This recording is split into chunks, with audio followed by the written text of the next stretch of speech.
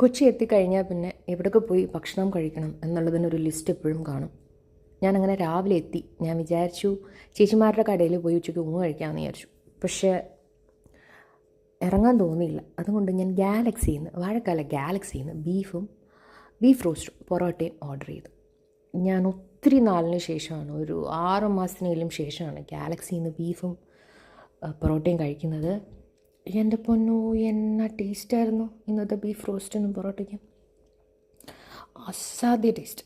അത് ഒത്തിരി ദിവസം കൂടിയിട്ട് കഴിക്കുന്നതുകൊണ്ടാണോ എന്ന് അറിയില്ല, പക്ഷെ ഒരു രക്ഷയില്ലായിരുന്നു. ഇന്നത്തെ ബീഫ് റോസ്റ്റിൽ ബീഫ് എല്ലാം അടിപൊളിയായിരുന്നു. അതങ്ങോട്ട് വായിലോട്ട് വയ്ക്കുമ്പോണ്ടല്ലോ സ്വർഗം കിട്ടിയ പോലെയായിരുന്നു. ചില സമയം അത്ര നന്നാവാത്ത സിറ്റുവേഷൻ ഉണ്ടായിട്ടുണ്ട് ഗാലക്സിയിൽ. എന്നാലും മോസ്റ്റ്ലി നന്നാവാറ് തന്നെയാണ് പതിവ്.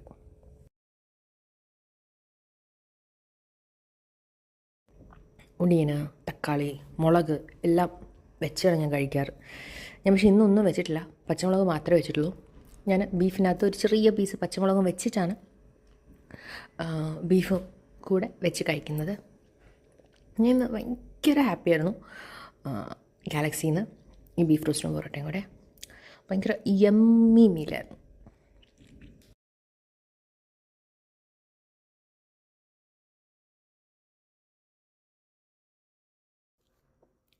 Super taste.